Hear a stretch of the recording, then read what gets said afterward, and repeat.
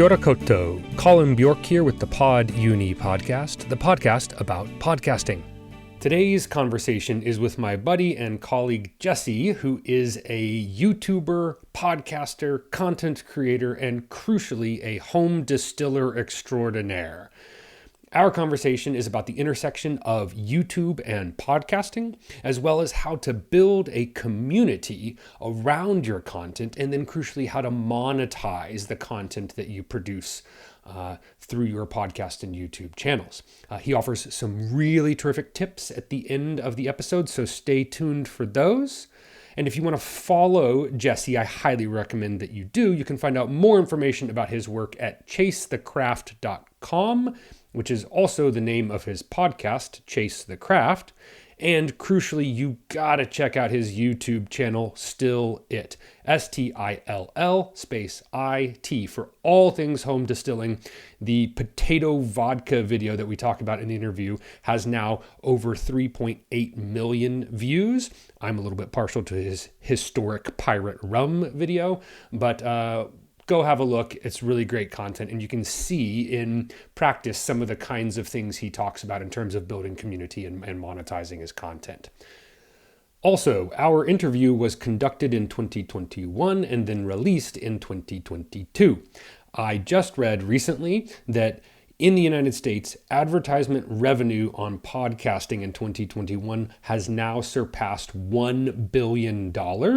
So it is increasingly possible to make money via podcasting.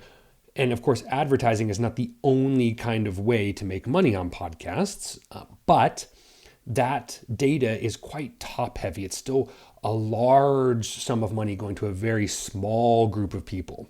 So always, when you listen to a podcast about podcasting, take the baseline and foundational concepts that we discuss here as a starting point, and then always go and check up on the latest information about the newest platforms and ways to build. But I think we have some really foundational and important ideas that Jesse puts forth in this interview.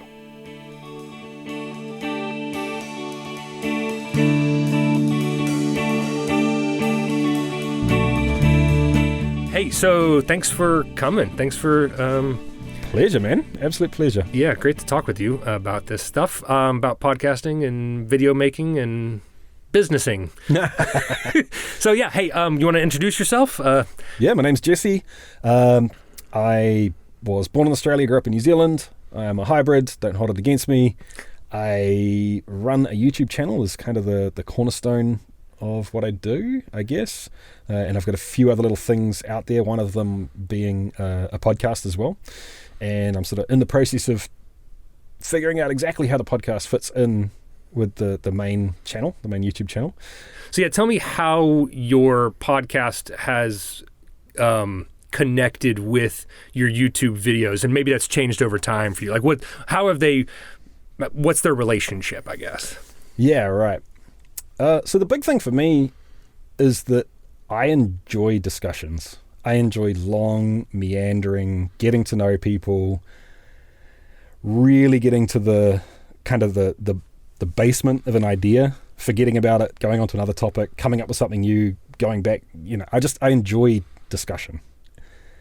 And YouTube's the complete and utter opposite. I'm forced to cram ideas, like squish them down into, I have really long videos.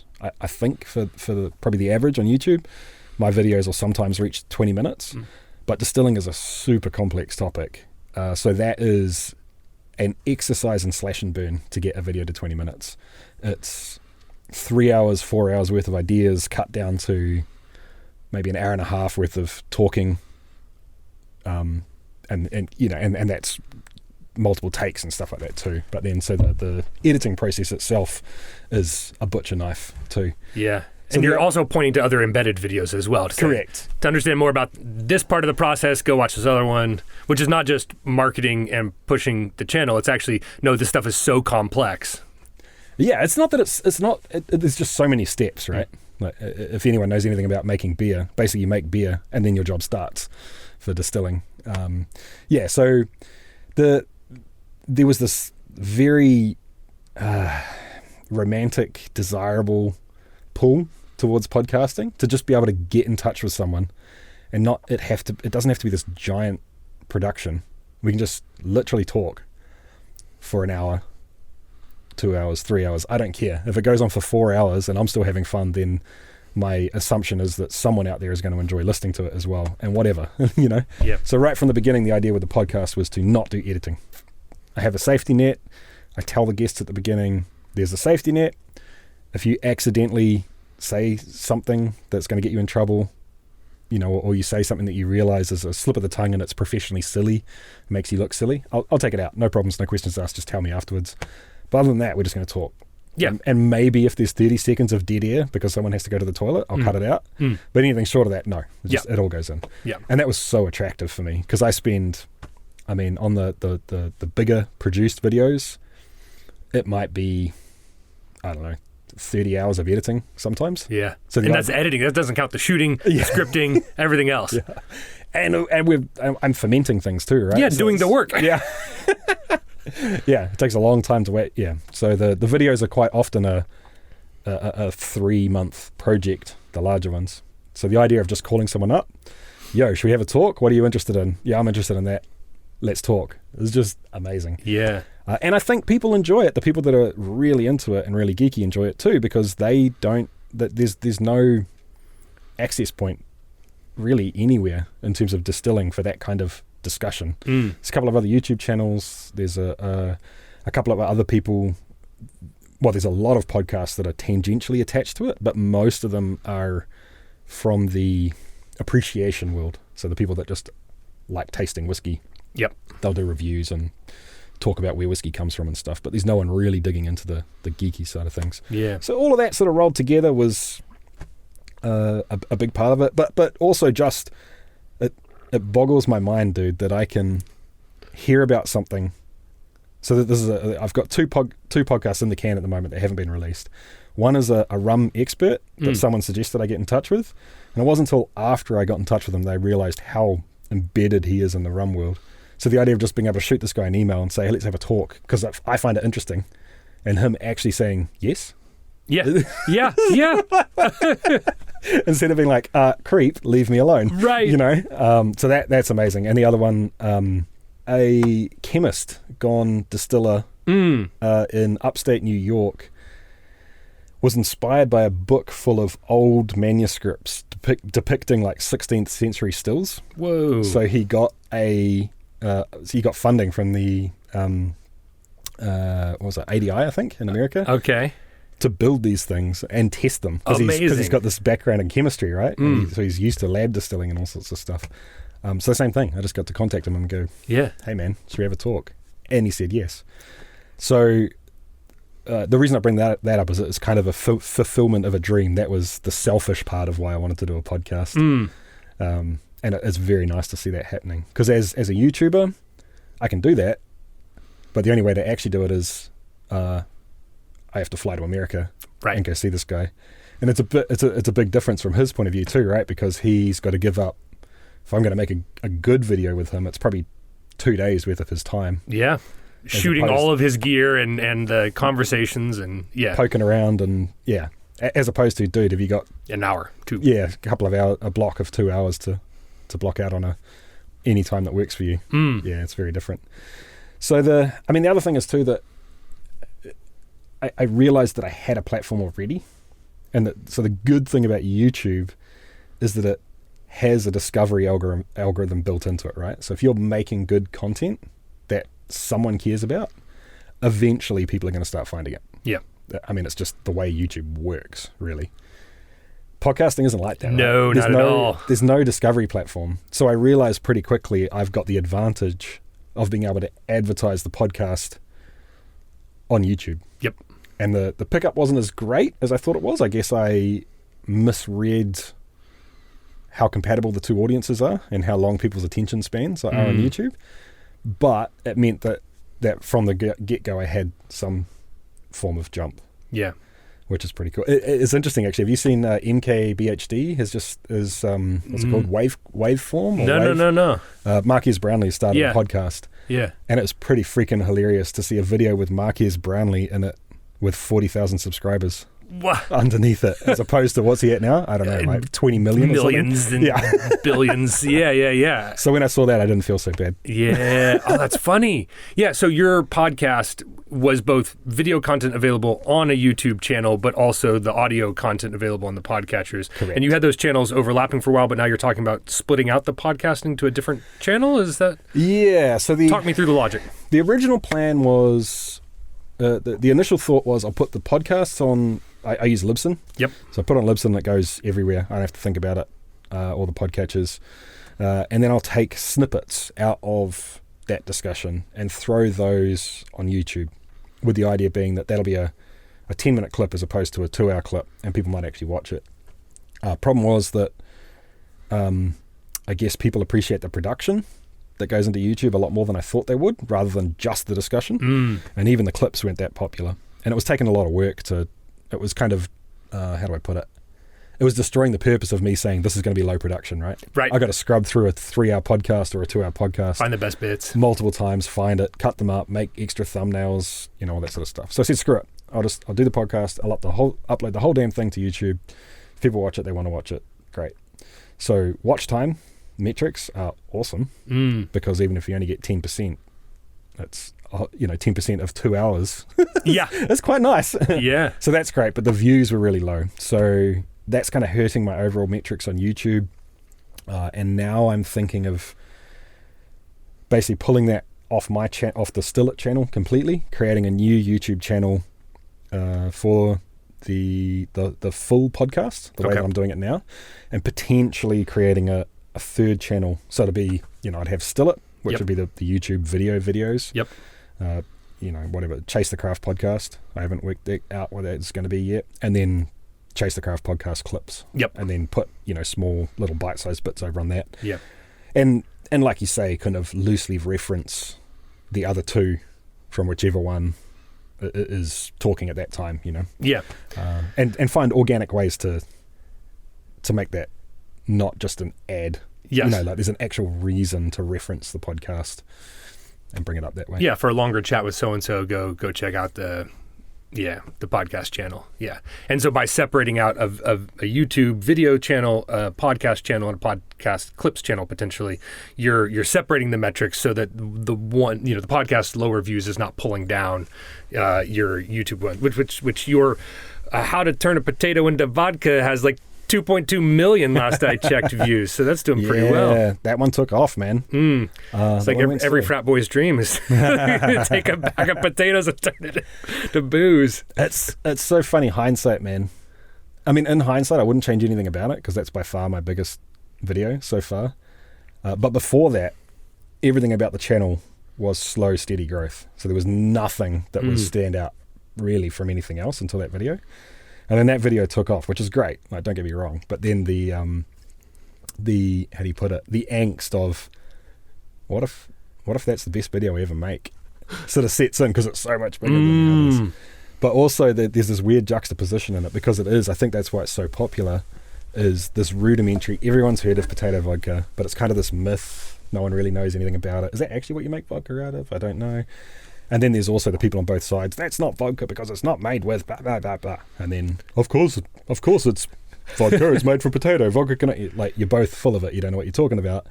But that creates tension and communication around the video, which pushes it even more. Yeah. And the thing that really pushed it over the top is that I used this crazy big, completely over the top, overkill set of equipment to make it. Yes. And I think people were expecting like a 5-step recipe on how to make potato vodka with your microwave or something. Do you know what I mean? Yep. So that kind of, I if I had my time again, honestly, I don't know whether I would do it that way or switch, because I've got equipment too that's, you can buy it for $100 on AliExpress. Yeah. Kind of thing. And I could have used that. I don't know. I really don't know which way that went. Oh, that's funny. Yeah. The YouTube gods, the YouTube algorithm, they giveth and they take away. Yes.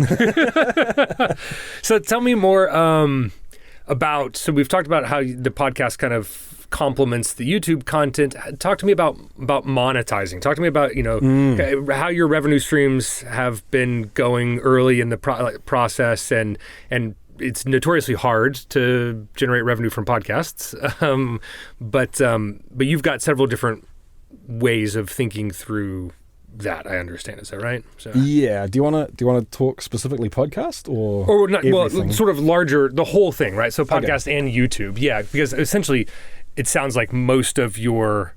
I mean, you've got Patreon, which would be useful to explain to folks. You've got the YouTube. You've got ads there, right? But you had. Some podcasts were sponsored by so-and-so. And I'm just curious to know kind of how you... it sounds like podcasting is not the primary revenue generator, which is not surprising. Yeah. Yet it's still part of the larger picture. So I'm curious, just in general, the YouTube and podcasting revenue, Right. how do you monetize? I think all of it, from every creator... air quotes, creator I've talked to, it's a game of 1,000 cuts. There's no one way to make all of your revenue, and to be honest, you'd be kind of silly to put all of your eggs in one basket, because at the end of the day, we don't own any of the platforms we're on. Right. So it's nice to kind of split things up, and we can go into more detail on Patreon, for example, but it's nice to take something completely out of YouTube's hands and put it into Patreon. Yes. But there's been a whole lot of kind of, for want of a better word, freedom of speech issues with Patreon as well, where they're just going, no, we don't like you, we're shutting you down, you know. So I do think it's part of the territory where you're just going to have to find lots of different ways to make different revenue streams to add up to what you need, just because it's just the way to do it. You'd be silly not to. But also on top of that, it's diversification and just kind of covering your bases. If something goes south, then hopefully the other things that aren't affected by that can tide you over for long enough to be able to get you to a point where you can get on your feet again, sort of thing. So I think there's both of that. So talk me through it, because you've been doing this full time since when? It was about 2 months after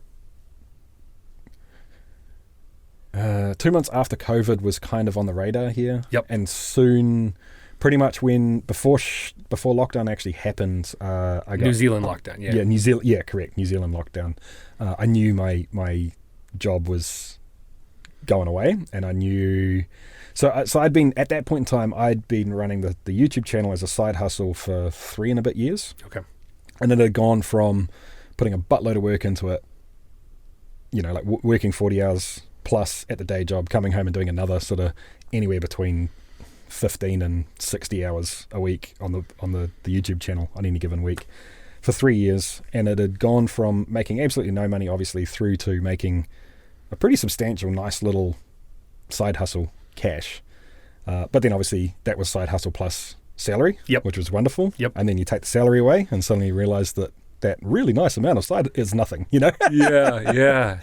So that's where I was. Well, I mean, what was that? Like May-ish, pretty April much a year ago, 20, right? yeah. 2020. And since then, I pretty much decided I was in photography and marketing in Palmerston, New Zealand, in the middle of a pandemic. I wasn't going to find a job that was worth finding.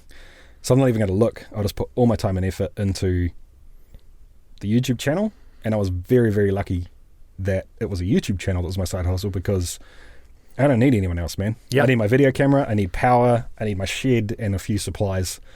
And so for me, it was almost like not a promotion, but I was able to work harder than I had been in the past. Right, and you can write all those things off as now part of the business. Once you create the business, you're now those are kind of expenses for the business, not... Yeah, so I was running as a sole trader before that. Okay. And then when I realized that this was happening and I was going to have to go all in on it, even just for a little while, I incorporated the company, which had a few added benefits, tax-wise as well. But so to get back to the actual income streams, the first income stream that came along was AdSense, which I think is the same for everyone, right? Right. AdSense does not get you rich. No. It's really nice to have, don't get me wrong. It's an awesome system. It gets a lot of flack. We were talking about this beforehand. I honestly, my feeling on it is mostly it's people that just want to hate on it, or people that aren't getting the results they want, and they, I don't know, feel entitled to it, or they feel like they've been robbed, or I think it's kind of like it's jealousy, man. It's like people see someone else that's more successful and expect they want it themselves. Think about it from YouTube's point of view, man. It's so freaking hard to run that. The amount of hours of content that's uploaded every second is ludicrous. Mind-boggling, yeah. So when you take that into consideration, I think we're doing a pretty good job. So AdSense is great. Do you want me to? Yeah, go ahead. Say what it Just is? in case folks don't know what AdSense is. Yeah. Okay, cool. So AdSense is the platform that YouTube runs to advertise to the people that watch YouTube. Yep.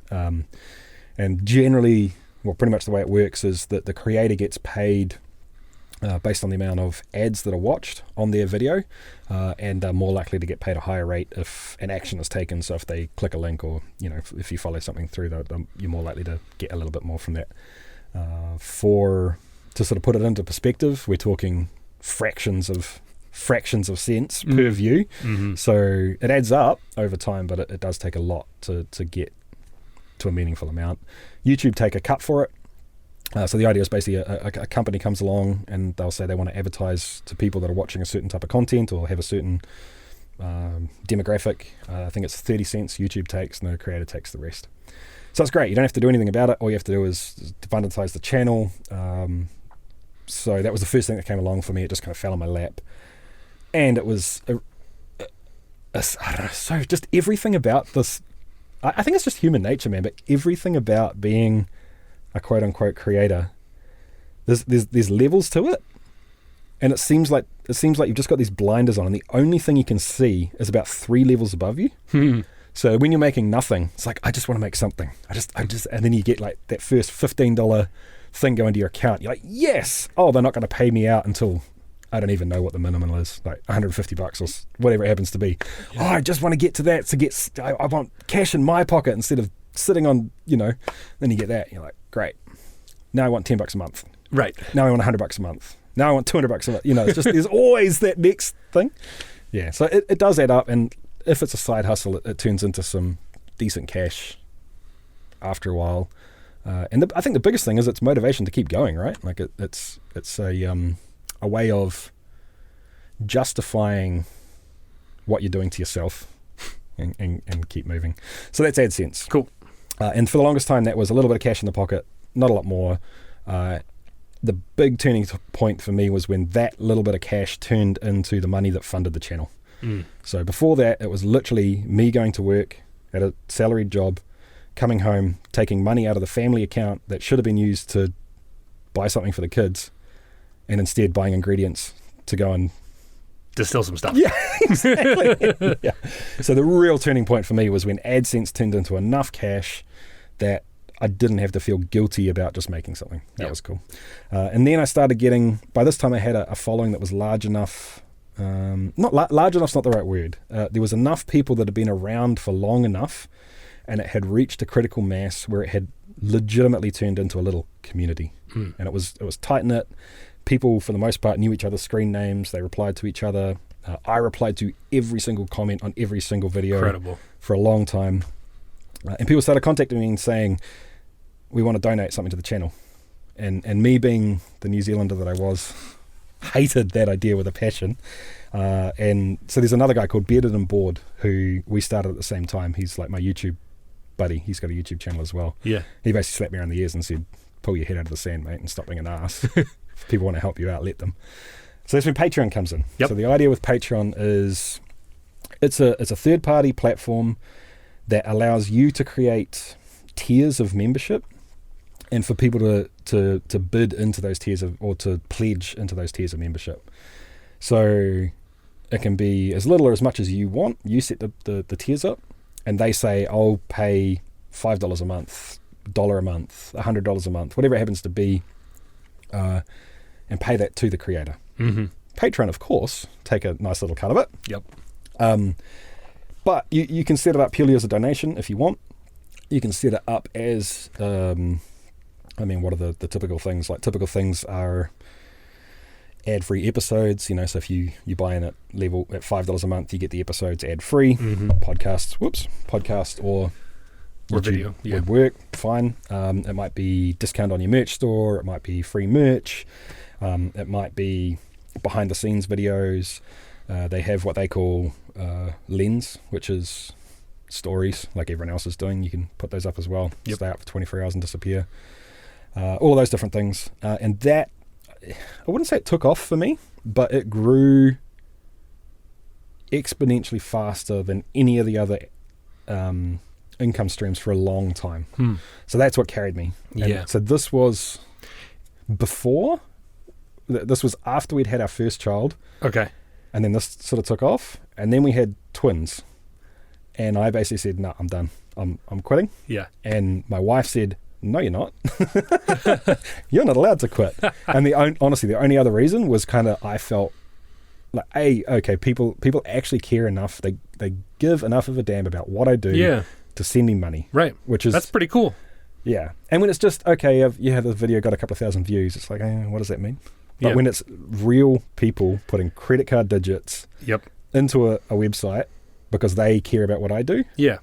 And thinking about like my wife backing me on it. Yeah. And saying, "No, I'll support you." Yeah. And then thinking about them, that's what got me through. Yeah. Yeah. Yeah. And that's cool because it sounds like that level of commitment is directly tied to the community that you built on YouTube. Like you weren't just slapping up videos to try to make money.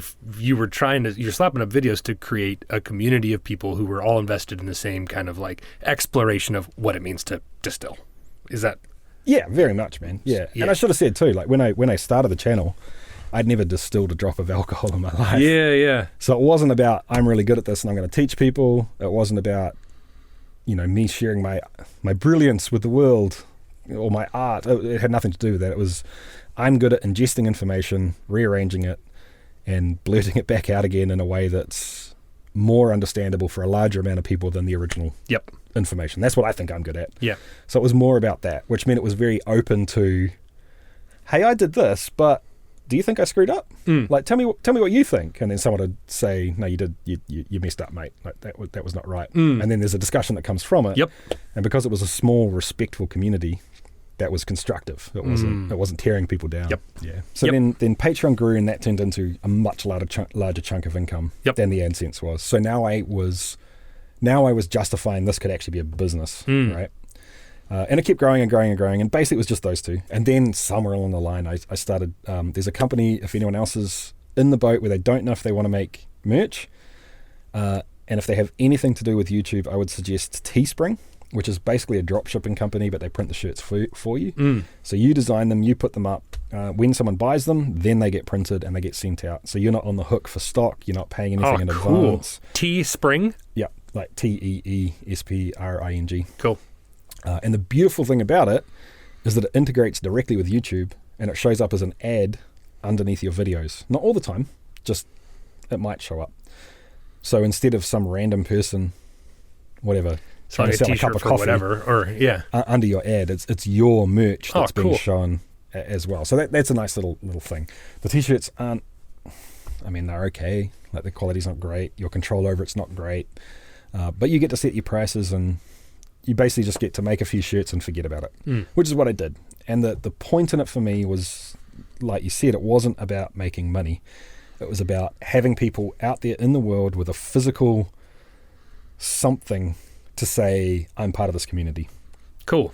And I loved the idea of someone showing up at a bar with a shirt and then someone else going, ah! Yeah, right. Which was like a complete dream back then when I started it.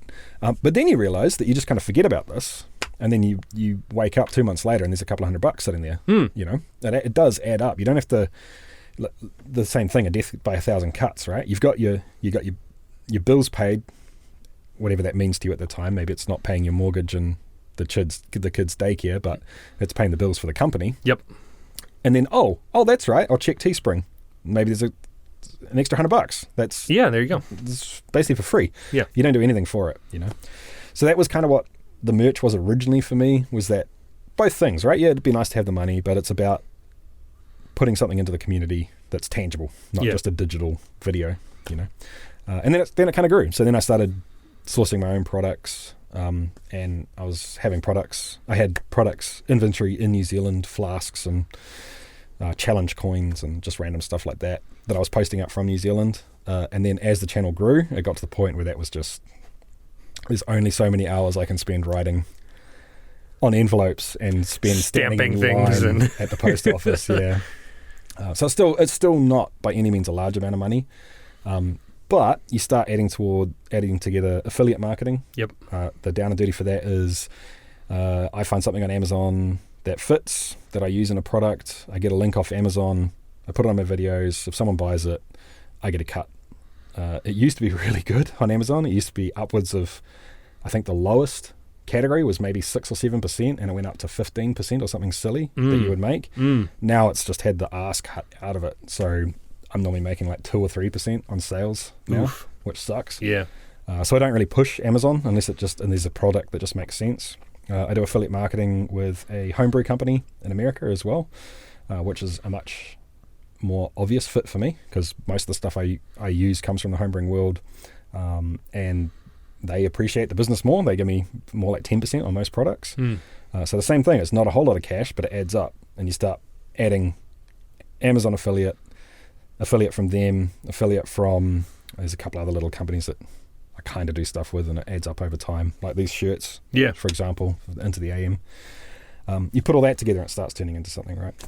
And then the biggest development for me recently is sponsors, and I've always stayed away from it because I didn't have time to put into it, and I didn't think the critical mass was really there to make it worthwhile.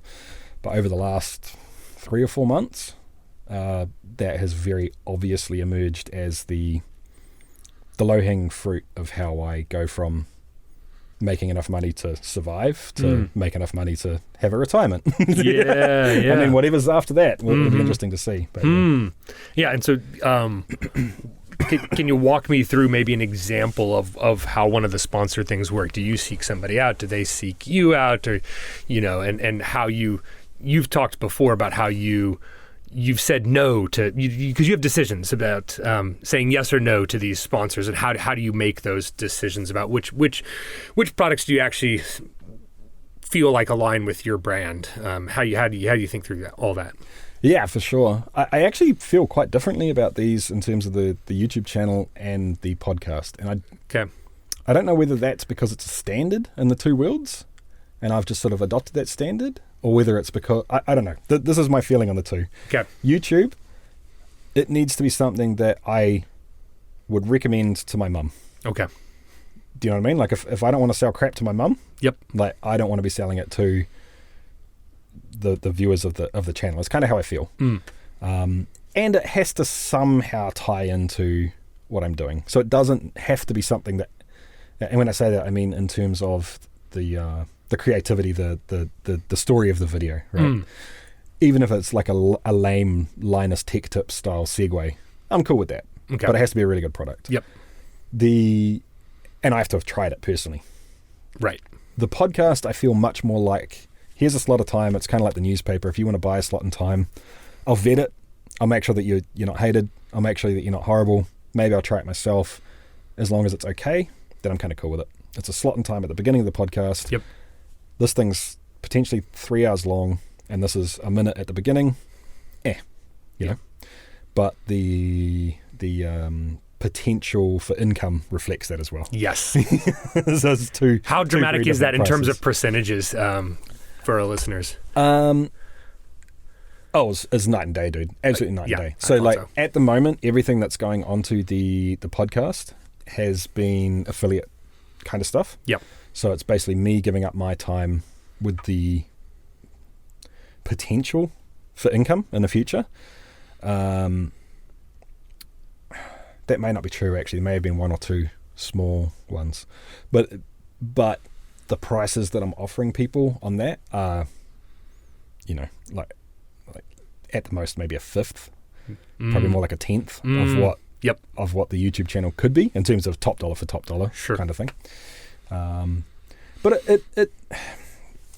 I've got a few people that are well ahead of me that have been helping me out and mentoring me on this. And they've been kicking my ass to basically not undersell myself. Okay. It's funny, both of them, the first thing they said is, you're going to underappreciate what you're worth, and you're going to let people push you into a price point that you think's okay, and it should be double that. Yeah, okay. And there's been a couple where I've seen the metrics behind the curtain. Okay. And I've gone, You're right. Wow. Yeah, it So is. they don't always share the metrics with you when you... Oh, no. Most won't. Yeah, it's like the Netflix deal, Sneaky right? ass, You want to man, make a special with Netflix? That's great. Yeah. Yep, you make a Netflix special, and then it goes out, and you come back to them afterwards. So how did it do? We're quite happy with it. Ooh. But how many people saw it? We're happy. You know, it's kind of that sort of thing. Why would they give you the power to negotiate? Right, exactly. They don't... The only, and it varies hugely. You know, there's the same thing going back to these guys into the AM. They pay me less, but they are insanely easy to work with. And I've been wearing these, like my wife gave me one of these shirts for Christmas 2 years before they contacted me. They contacted me out of the blue. So it's kind of like, it's money for nothing for me. I love the stuff so much. I wear it anyway. Yeah. I'm not advertising it. I'm just telling people what I like. Yeah. They're like, can you put out a video on Friday? Yep, I'll put a video out on Friday. Cool. And then the money turns up. They don't even check that I've made a video. Whereas others are like, right, 3 weeks before the video goes live, we need to see a draft of the integration. And then 2 weeks before the video goes live, we need to see the integration in the whole video. We have the right to ask for 2 revisions, and it's just...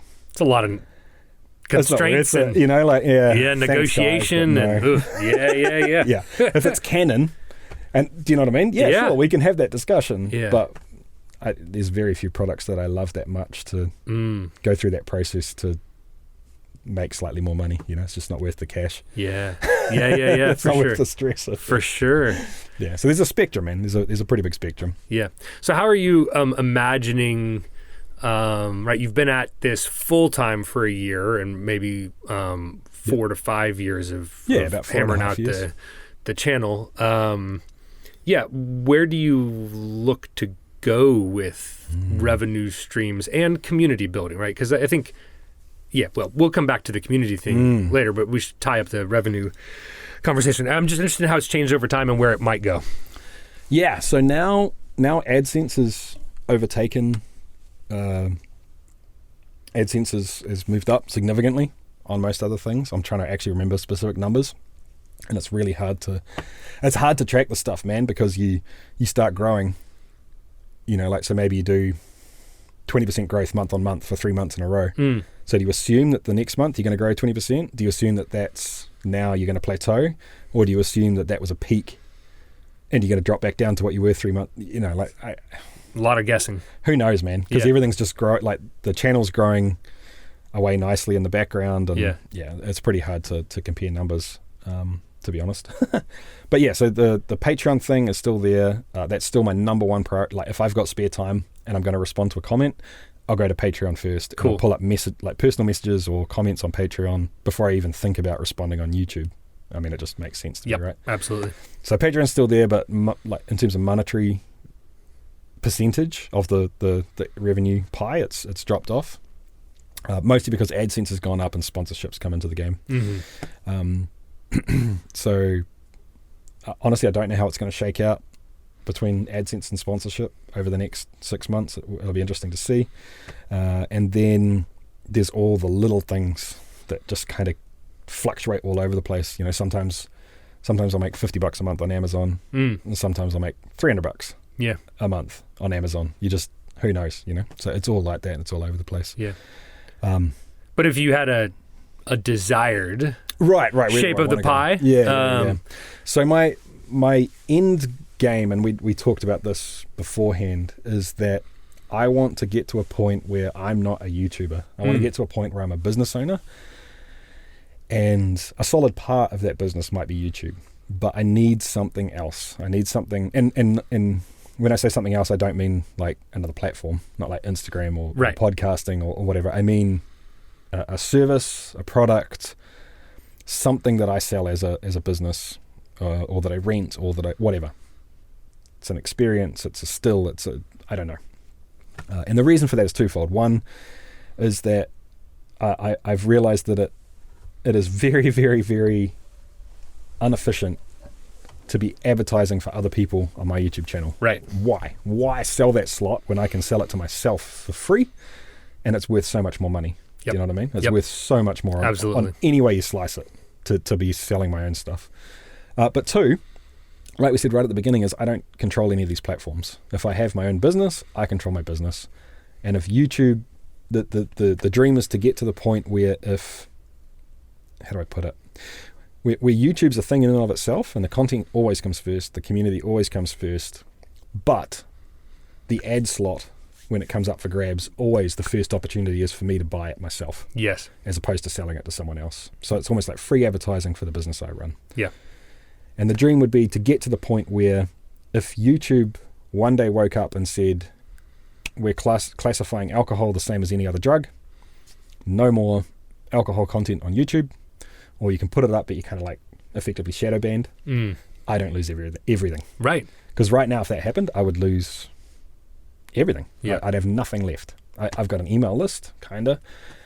The hardcore fans, if I went and just put videos straight on my website, they'd find me eventually, but a small fraction of people would. Right. So it's both, it just makes good sense in terms of income to make money myself, as to make 100% of the profit myself rather than making a small commission on what I'm selling for other people. Right. But it also means that it gives me some sort of survivability and autonomy regardless of what happens in the future. Yeah, that's really interesting. So this is making me think of a question that I posed to you earlier over lunch, which is sort of about your identity, right? Do you see yourself as a YouTuber or a influencer or a community builder, a distiller, small business owner? And the reason I ask that question is because in the ways that you're talking about monetizing and advertisements, it seems it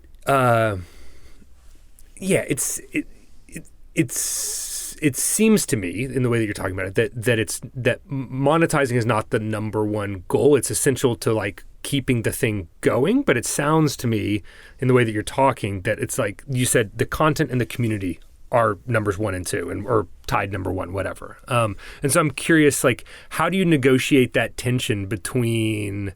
So yeah, now I'm packing in the questions, right? No, I get what it's your identity, but also like, how do you negotiate that tension between like, I got to sell stuff to like keep the business going. I'd ultimately like to sell whatever my own thing is, but also I just want to create good content for other people who care about the stuff. Yeah, right. So I don't know how you think about your identity and negotiating that tension. I feel like I think about this stuff a lot differently. So my background before this was photography. I went through art school and all that sort of stuff. So I'll relate it back to that a little bit because I think people will get this feeling.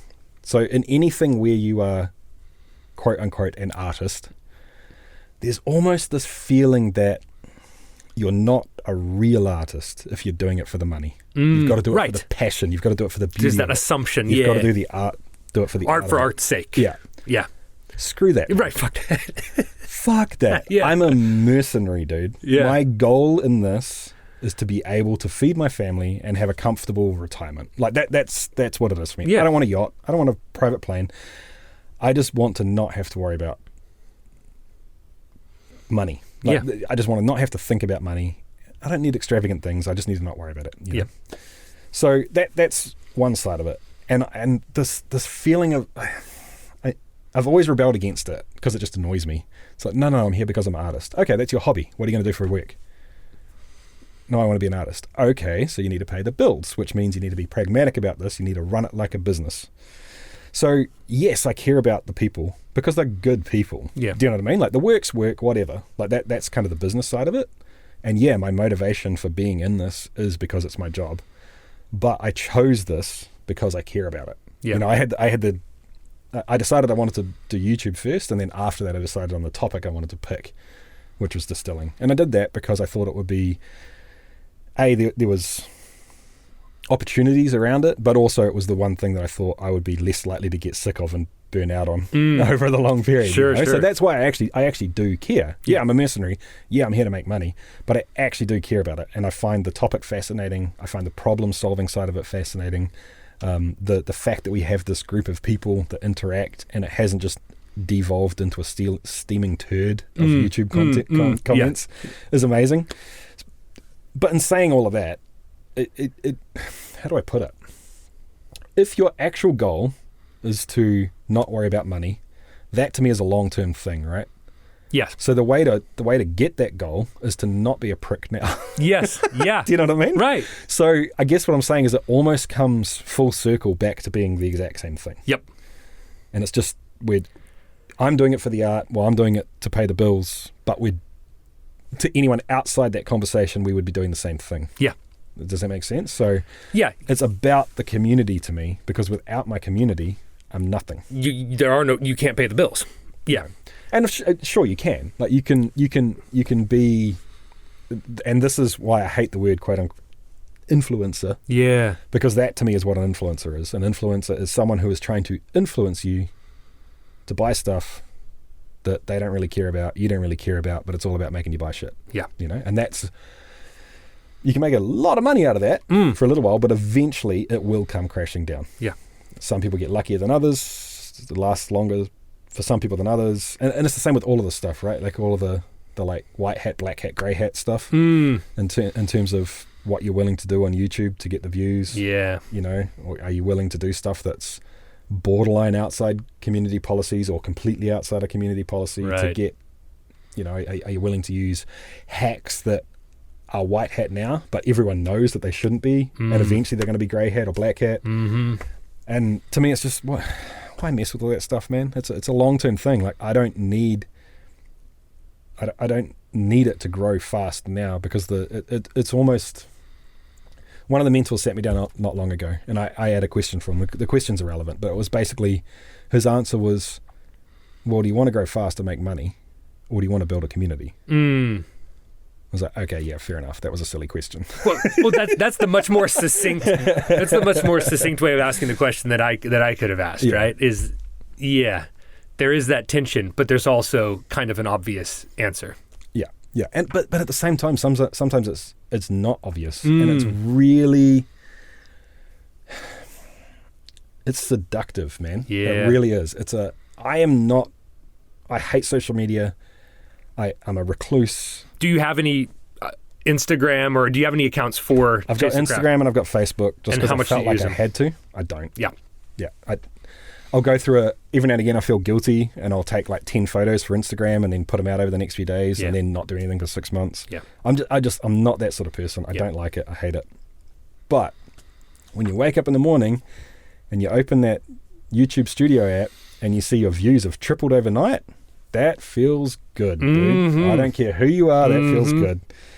And it's that potato vodka video. Okay, let's double back. The question I asked my mentor was, please. I have videos like the potato vodka video, like the Iron Brew video, like the mead video. So for people listening at home, that's making potato vodka, making mead and distilling it, distilling a soda from Scotland, whatever, making whiskey. I've got these practical videos, and they do so much better than my talking head videos, which are picking a topic that's perhaps controversial in my community or in the larger community, and just talking about it. Like giving my ideas on it, trying to be honest about it. This is my thoughts, this is my feeling, but I don't know, I can't prove it. You know, just sort of chewing the fat. Yeah. Potato vodka video has a potential to get 2.2 million videos in 6 months or whatever it's been. Yeah. Most of those videos I put out will get, I don't know, maybe somewhere between 10 and 30,000 in a week kind of deal. Yeah. The chewing the fat videos, if they get to 10,000 in a week, that's lucky. So I was saying to this guy, like, what do I do, man? Do I make less really, really quote unquote good videos that I think are good? Like, do I only make potato vodka videos and all the practical ones? Maybe only do 2 or 3 a month. Is that better? Or is it better to just keep making these talky ones in between as well? What's better for growth? And that's when he said, you're thinking about it wrong, man. Like, you're thinking about growth. Yeah. Because I saw there's this dirty, great big spike in my analytics from the potato vodka video. Visual of the growth right there. It's like, I want that again. Yeah. And the idea is, well, no, even the community members might say they want that potato vodka video over and over and over again in different forms. but it's not. It's kind of junk food. It's kind of like junk food information. It's like a junk video. It's not, because it delivers it's not clickbaity. No. It's educational. Yep. But it's not going deeper. Like, how do you put it? Once it's good for grabbing attention on YouTube, and it's good for people that'll go, huh, how do you make vodka? That's interesting. Yeah. I'll watch it. Yep. And there's a lot of comments on that video that say that. I don't even That was my reaction was, holy smokes, that's really hard. I had no clue how hard it was. Yeah. But then that's not the core community, right? No. The core community That's right. that are people that are anywhere from, I want to get into this and I don't know what still to buy, through to they've been doing it for 60 years and they enjoy finally having somewhere that they feel like is a community for them. Yeah. Right? So those videos aren't... how do you put it? They're not bringing the community closer together. They grow the community, which makes it harder to bring together. So making videos purposefully sometimes that are, are going to be smaller analytically, are good for the community. And it's funny, man, because way back, like I think in the first 6 months of having the channel, I made some video that did slightly better, and it brought people in that didn't quite fit who I wanted in the channel. Yeah. So I instinctively, the next video I made was basically a video that wasn't telling them to get lost, but I made the video knowing that it would piss those people off. Interesting. So it was like big growth, make a video to piss people off that are the wrong people. A bunch of people say, oh, screw you, you're horrible, whatever, throw insults. Growth goes down a little bit, but the average health of the community goes up. Yeah. Do you know what I mean? So I knew that back then, but somehow I didn't put it together. That like I said, it's seductive, man. You look at the numbers and you start wanting numbers. Yeah. Which isn't what you should want. Sure. Necessarily. Yeah. That's fascinating. Yeah. Well, I appreciate that you're able to keep that attention on the community and on how the content shapes the community, and the tension between this content that grows the community and the content that binds the community. I think that's a really interesting way of putting it.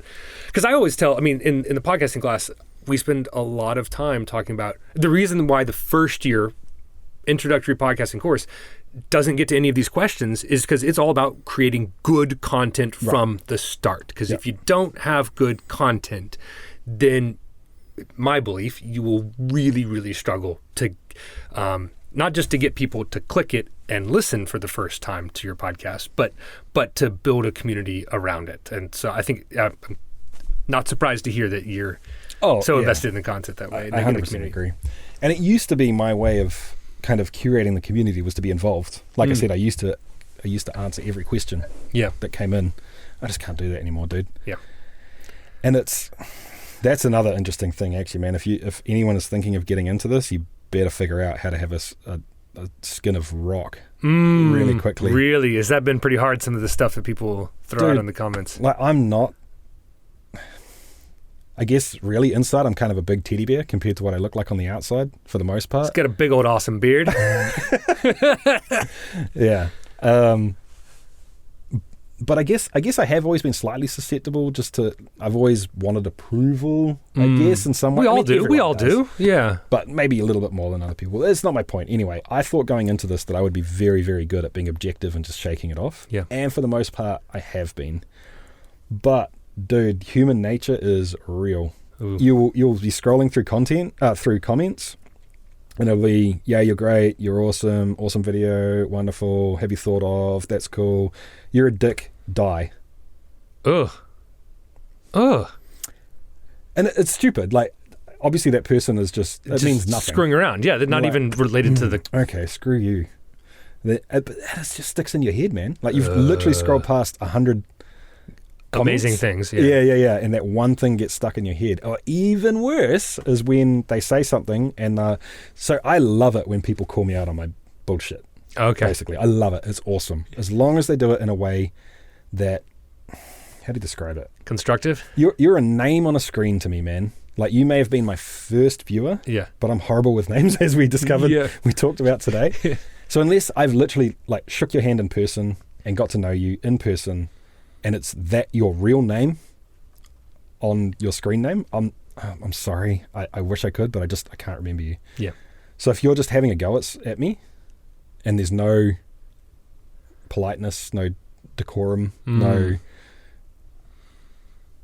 like sandwich criticism, basically. Yeah. I don't know who you are, man. You're just having a go at me for no reason, so it's pretty hard. And so if people do that nicely, I love it. It's great. It stops you from being a prick. Yep. It is so easy to get run away, like just to eat your own bollocks and just be your own echo chamber and just ignore everything that's bad and not, Yeah. So that's really good. But it's even worse when the person is obviously just an asshole. Yeah. But deep down there's a kernel of truth to it. Do you know what I mean? Like they're having a go at you and what they're saying is ridiculous. Yeah. But there's something that you're feeling slightly off about, or there's something you weren't quite sure how you felt about. Yeah, that stuff just gets stuck in your head, man. And it's not a big deal, but I guess my point is back to that same thing of 100 awesome people, awesome comments, constructive things, like offering good criticism, good ways to improve things, awesome ideas to make videos with, encouraging, and then one person, and that's all you can think about for the next 3 hours. Ugh. It's really hard to get past that. That's brutal. Yeah. A similar thing with teaching evaluations at the end of the semester.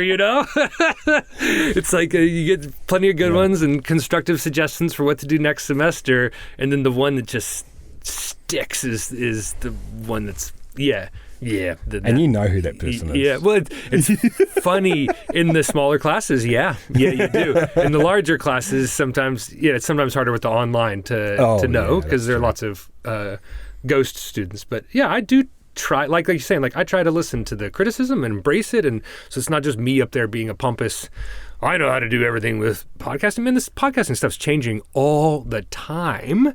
I'm absolutely open to suggestions and best ways of moving forward. But boys, sometimes the nasty stuff will stick in a way it shouldn't. That's funny. Yeah, dude. That's funny. Yeah, it's funny. It comes in waves too. There'll be months where I just don't care and I have fun with it. I'll basically use it as an excuse to have some fun. Yeah. And then other times it'll be, I don't know, it cuts a little deeper. But yeah, it's a thing. Just so people know, I guess. Yeah, good to have the heads up. What would you have any tips for people who are, say at that precipice, maybe where you were? Say you'd kicked around a few videos on YouTube a while back, and they were, AdSense was doing a little bit of a thing, but you were wanting to kind of go all in.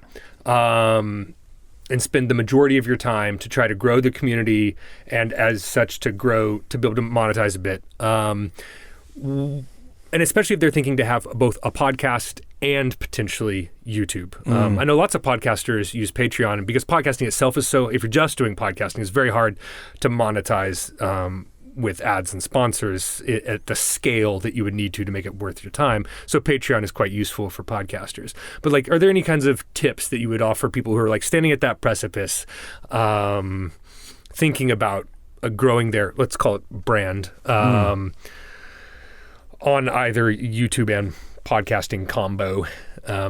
What would you say? Tips or pitfalls to avoid? Yeah. I think the biggest one for me is set goals that aren't directly related to money. Okay. And do that really early. So the one thing that got me, I said, I'm going to do this for a year. If I have one subscriber, I don't care. I'm going to do it for a year. And doing that for a year means making a video every single week for 52 weeks. I'm not allowed to give up. I'm not allowed to alter. I'm not allowed to change. That's the goal. 52 videos, 1 year. Cool. And then before I uploaded my first video, I wrote out, I think it was 3 levels of goals, and it was based around subscribers and view count. Okay. If I make this level, or if I don't make this level, I quit. No questions asked. I'm not allowed to continue. It's not working. You're throwing your time away. I gave it a nudge for a year. Move on. You learned something, move on. Next level, you're allowed to continue if you want to. See how you feel, see how motivated you're feeling. Maybe you just dragged yourself through hell for a year. You made it. You had some success, but now I'm allowed to quit. The number 3 one was basically kind of the same, but heavily motivated towards you should keep going. And then the third one was, if you get this level, you're not allowed to quit. You do it for another year. Gotta go. So that was really, really helpful to me because it wasn't... Video 1's easy. Yeah. Video 2's easy. Yep. Video 3's easy. And they're even fun, those first few. Yep. Video 6 is kind of like, oh man, I didn't plan this far ahead. What now? Video 15 is, oh, this has taken a lot of time out of my life. Video 32 is, oh God, do you know what I mean? So having something like, if I got to video 32 and I was feeling the way I was, obviously, whatever, made up number, but if I got to that point and I didn't have that, I'd already agreed to do this and I had a pact with myself and I looked at the analytics at that point in time, I could have very easily just thrown in the towel. Yeah. And it would have been easy to, because it was nothing. I wasn't making money. I wasn't famous. Yeah. Do you know what I mean? Yeah. Like, what had I actually done other than make 32 videos? That's all I'd done. So I found that really, really helpful. And I give that advice a lot. That's pretty cool. But also, don't make it about the money. Make it about something else. Like, yeah. 2, in terms of the content itself for podcasting, I think we kind of got to the fact that podcasting for me is a little bit of a crime of opportunity. Yeah. Rather than my main goal. Yeah. And a kind of it gets me in the door for things and stuff. But it is for lots of people. That's why I think it's important for you to be talking on this point. Yeah. Yeah. So and we touched on this earlier on, right, is that podcasting doesn't have its own discoverability platform. Yep. It kind of does in different places, whatever. But your chances... Apple and Spotify are introducing some new things now that are maybe both improving discoverability but also adding more constraints and things. But even then, what percentage of people that listen to... Like, YouTube has the monopoly on videos, It's YouTube, right? yeah. So if people are into that kind of platform and you're killing it on YouTube and they like the stuff you're making, they'll find you. Yep. You could be killing it on Apple Podcasts, but if I use Spotify and I don't talk to someone that recommends it to me, I'll never find you. Yep. So I kind of feel like podcasting by itself has to be the art, not the business, right? You need to find another way of promoting it. And this is where it gets hard, man. It's such a gray area. So one of the things that I did really early on with YouTube, which helped me heaps, was make myself a part of every community I could find that had anything to do with distilling. Okay. And then be useful there. So don't just show up and be like, listen to my podcast. Listen to my podcast. Catch me over here. I don't know if you ever watch gaming stuff. But no, I don't. But the most hilarious thing that you ever see is there'll be someone streaming a game and the guy will have like 6,000 viewers or something. And then someone will jump in and be like, watch my stream over at, and drop a link. Like, really, dude? Like, I don't... That person is not going to succeed. No one's going to click that. No. Why would they? Why would they? If it was the opposite, right? There was someone that was making horrible content and had 2 streamers and someone dropped in and was like, yo, this is horrible. Come watch me. It's an asshole move, but maybe it would work. Yeah. So I think people need to keep that in mind, right? So you can't jump into a forum and just start telling people. You need to go there and you need to be helpful. You need to be part of the community, actually part of the community.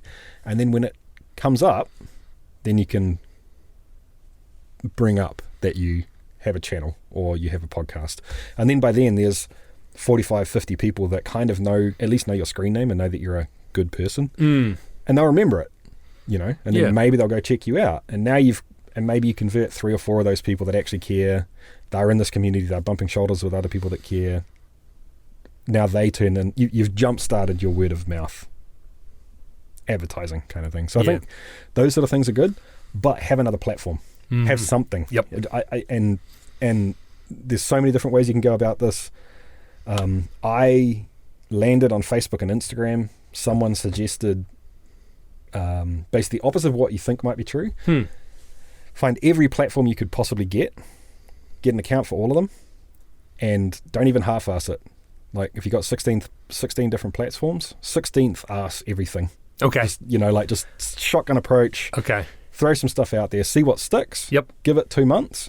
Pick the 2 platforms with the biggest metrics. Delete everything else and forget about them, and focus on those 2. Okay.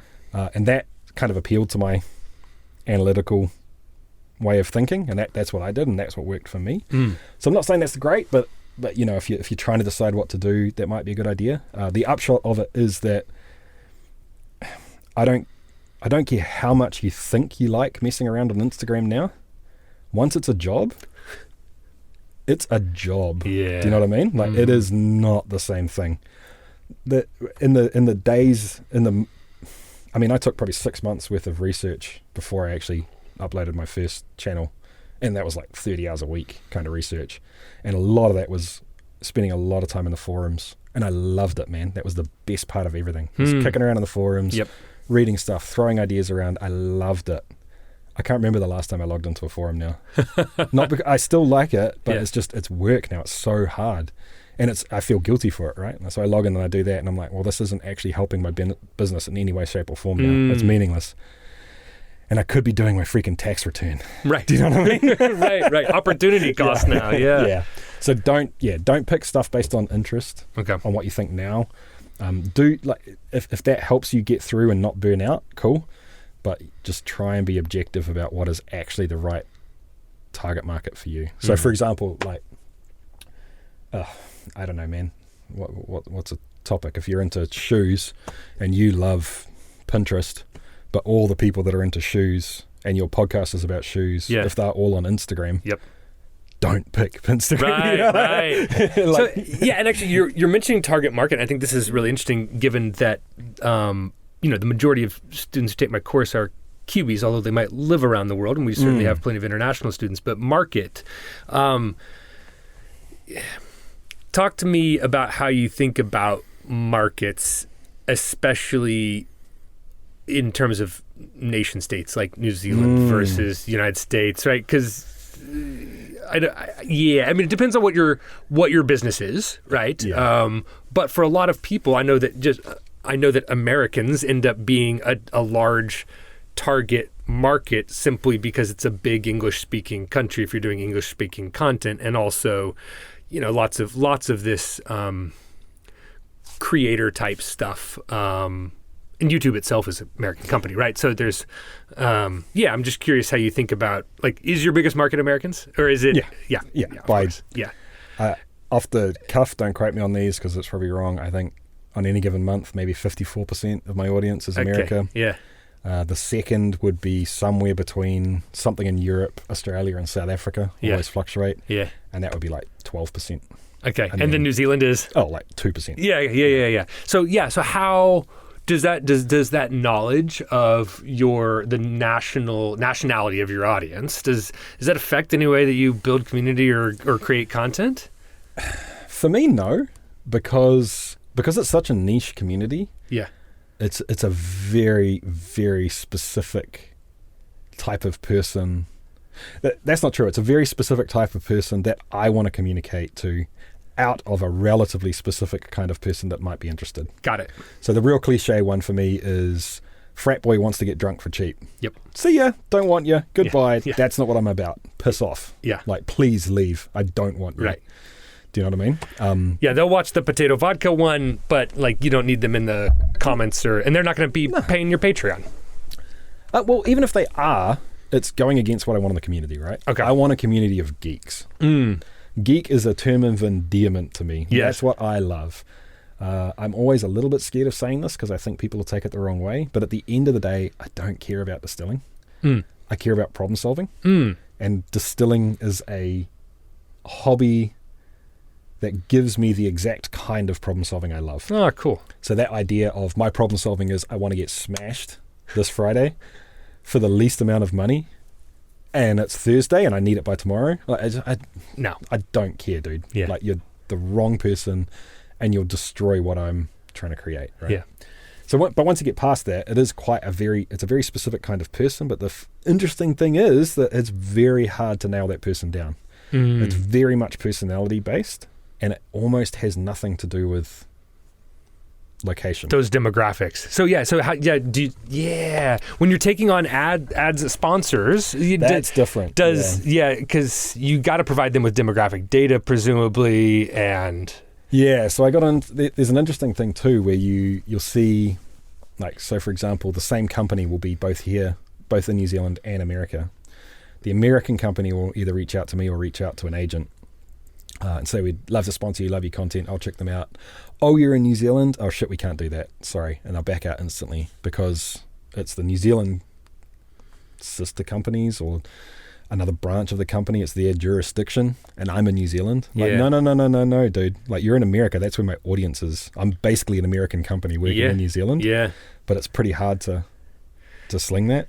The other way that it shows up is in kind of communication ways throughout the videos. So the obvious one for me is metric versus imperial Yep. units. 60 degrees Celsius.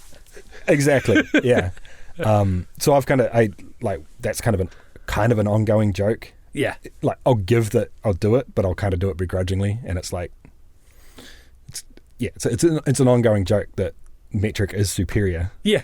Like, drag your ass out of the past. Do you know what I mean? Yeah. Like, yeah, sure, it's 60 degrees Celsius. I don't know what that is in freedom units. It's over there on the screen, or down on the, like, whatever. Yeah. But that's an ongoing joke. It doesn't offend anyone because they know I'm taking the mickey if they're new. Right. But I'm giving the information to people that need it.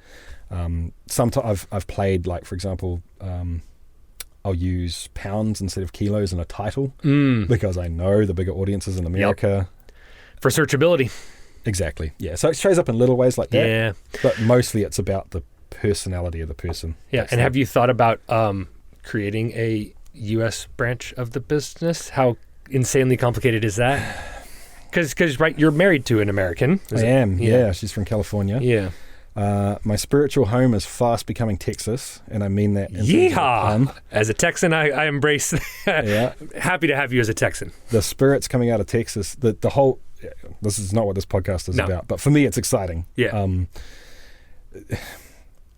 I don't know, man. That's just such a huge leap, and it's kind of like, what benefit would I get from that? And you got to deal with our awful tax system in the U.S. It's just so convoluted and messy. Yeah.